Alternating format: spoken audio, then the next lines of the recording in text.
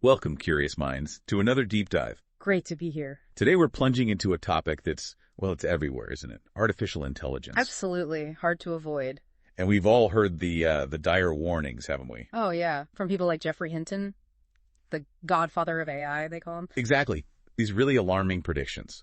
AI surpassing us, manipulating truth, mass job losses. Autonomous weapons. Right, even like the psychological collapse of society from synthetic propaganda. It's pretty intense stuff. It is. And look, those concerns, they're definitely valid, things we need to watch.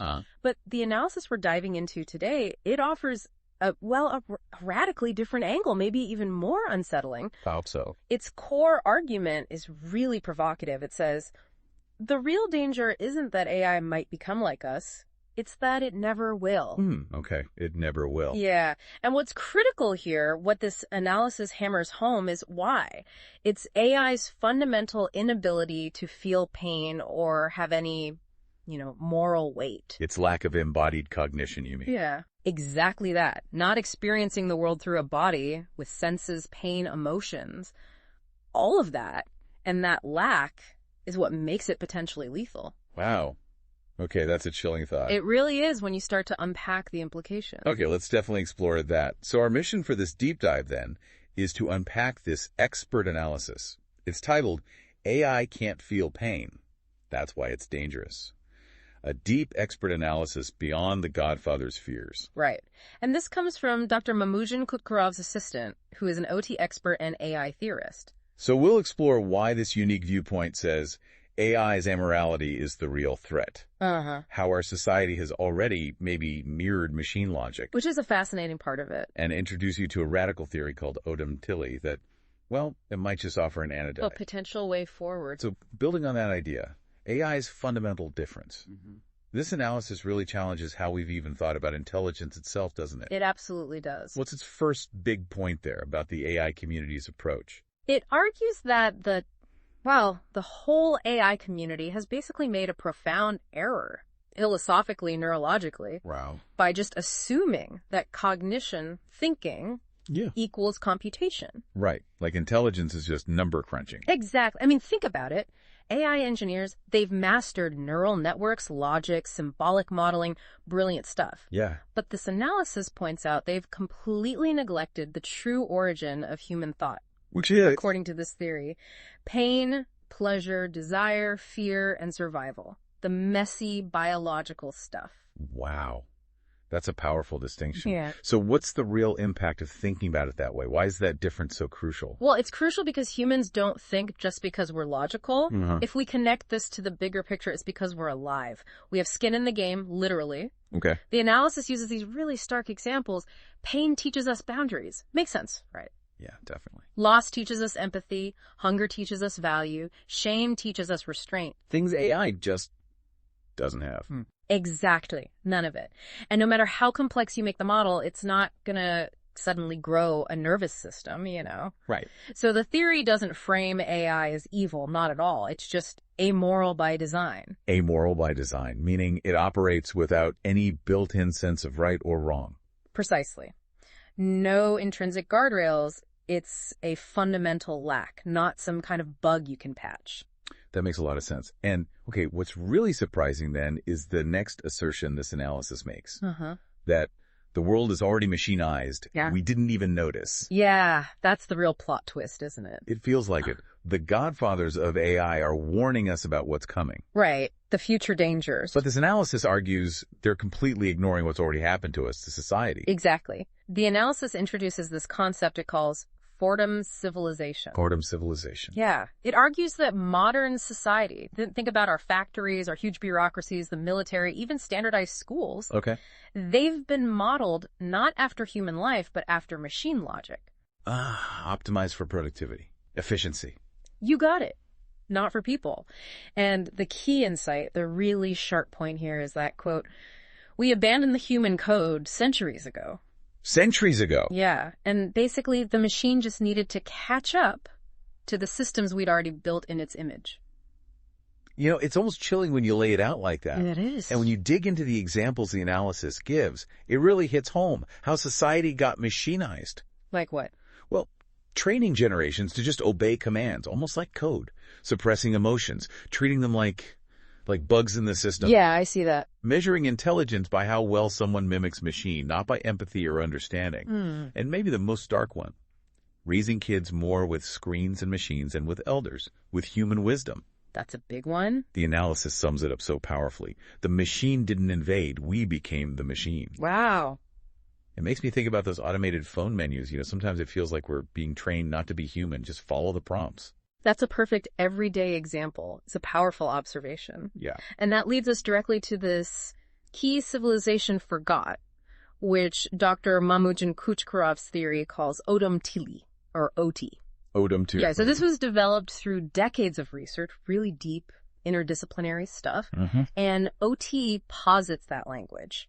It's not just a symbol system. That's how we usually think of it, right? Words representing things. Right. Abstract symbols. But OT presents it differently, as a sensory-emotional code rooted in the body, nature, and real experience. A sensory-emotional code. So the sounds themselves have meaning rooted in feeling. Exactly. According to OT, each sound we make isn't arbitrary. It has an evolutionary origin, an acoustic one, a motor one, how we physically make the sound. Okay. Each phone, those basic sound units is, and I'm quoting here, born from pain, pressure, motion, and survival. Wow. So it's not abstract at all. It's deeply physical. Deeply physical. A direct echo of our earliest, most fundamental experiences.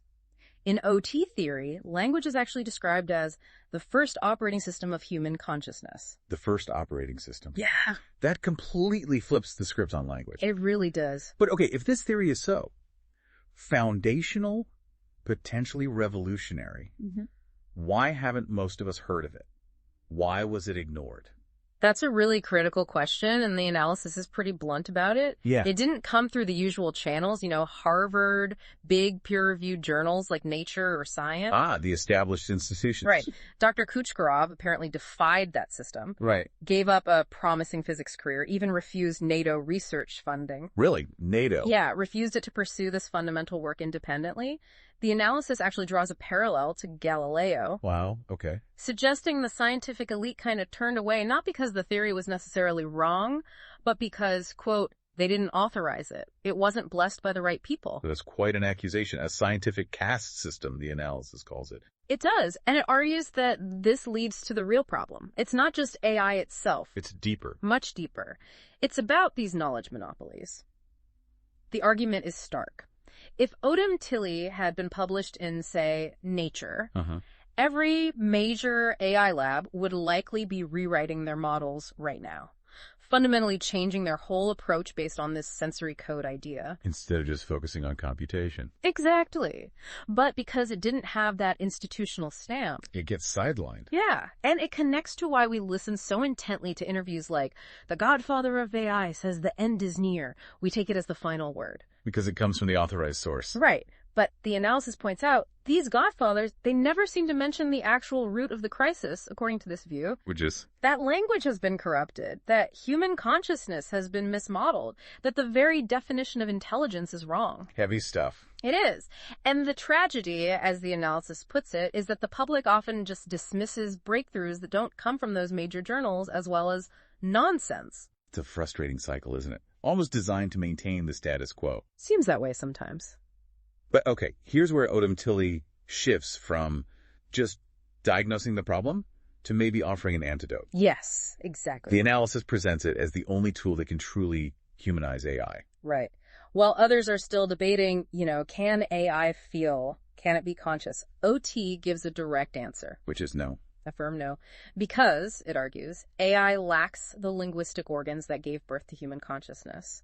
It doesn't have the body, the sensory input, the evolutionary history embedded in sound. But it doesn't stop at no, right? There's a solution proposed. Yes, and this is where it gets really interesting, potentially groundbreaking. The solution proposed is, if we embed AI with the original sensory-based linguistic code of humans, it can at least be taught to respect life, even if it can't feel it. Wow. Okay, teach it to respect life based on the code of language itself. Kind of. It's presented as a new frontier. Not just machine learning as we know it, but machine listening. Listening to the deep phonosemantic roots of emotion, danger, care, balance. Phonosemantic. Yeah. Meaning the meaning inherent in the sounds. Exactly. Like teaching a machine the primal, almost gut-level meaning behind sounds. Think about how a baby reacts instinctively to a soothing sound versus a sharp, alarming one. Okay, I think I get it. The analysis gives vivid examples. Imagine an AI understanding that the sh sound, like shh, historically emerged from danger like a snake's hiss. Ah. Or that the sound A, like an open cry, signifies openness or maybe pain. Or that it comes from the feeling of touch or collision. So you'd embed this deep sensory meaning of sounds into the AI? That's the idea. It is radical, definitely, but it makes you really reflect on what communication, what being alive, even is at its core. It absolutely does. And just when you think you've got your head around the AI problem, yeah, this analysis throws in another twist. Oh, yeah. One that's maybe even more confronting. It suggests an uglier truth. The true machines are not made of metal. They're human. Oof. Yeah. The idea is that humanity itself has already been cognitively, emotionally, spiritually machinized. We've become the automatons. And how does the analysis illustrate that? That's a huge claim. It uses some pretty stark examples. It talks about societies where kids get punished just for asking why. Discouraging critical thought. Exactly. Where workers are just expected to execute commands like software, no questions asked. Where morality gets totally replaced by metrics, by KPIs, by numbers. Dehumanizing, yeah. It even points to, citizens scrolling past images of horrific events like genocide and feeling. Nothing. Numbness. Yeah. Not because people are inherently bad, but because, as the analysis claims, they've been programmed into a kind of cognitive death. Cognitive death, wow. It suggests this is especially extreme in certain places, like post-Soviet and Eastern societies, where maybe mass suffering is met with collective shrugs because the feeling mechanism is broken. That's a deeply troubling picture of humanity itself. It really is. Yeah. So what does this mean for us? We're facing this profound paradox, right? How so? Before we can even start to humanize AI, the analysis argues we must rehumanize the human. Fix ourselves first. Kind of. Before we give empathy to machines, we have to somehow get it back for people. And Odom Tilley plays a role here, too. True. Apparently so. In this context, OT isn't just about language theory. It's presented almost as a biological restart button for us. A restart button, yeah. A way to decode why people stopped feeling pain that isn't theirs, why maybe children are taught not to cry, why adults can't properly grieve, why emotions somehow got framed as malfunctions in our own human operating system. So OT is a tool for understanding our own emotional and cognitive damage. That seems to be the argument. Which brings us to this critical dual question the analysis poses. Okay. First, can we teach AI to be more like humans? But maybe more importantly, can we teach humans to stop being like machines? And the analysis concludes only Odom Tilley can do both. That's the claim. That It holds the key to both challenges. It's a huge claim for one theory. It absolutely is.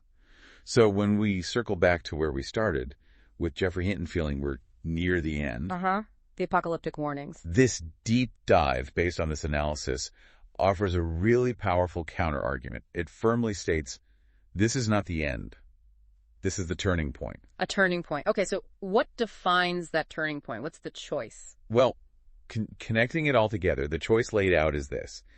If we reclaim our own cognitive origins, maybe through understanding something like OT, if we stop waiting for, quote, peer-reviewed permission from the established institutions. Right, the authorization point again. And if we actually try to embed Odom Tilley's biological code, this sensory-based understanding, into AI. And what? Then the machine doesn't have to be the enemy. It could become our mirror, maybe even our student, helping us understand ourselves, perhaps. So the problem isn't that we lack the answer. According to Dr. Kuchkarov's assistant, no. The real problem is that the answer doesn't come from the right institution. It challenges the whole structure of how knowledge is validated. That's a profound challenge indeed. It really is. So maybe a final thought for you, our listeners, to chew on. Given everything we've unpacked about this idea of Fordham civilization, about us maybe already being machinized, and this concept of a scientific caste system maybe dictating what solutions we even consider. Right. Maybe reflect on how your own understanding of what counts as valid knowledge, where good ideas are supposed to come from, how that might be shaping the solutions you personally believe are possible or even imaginable for our future with technology. That's definitely something to think about.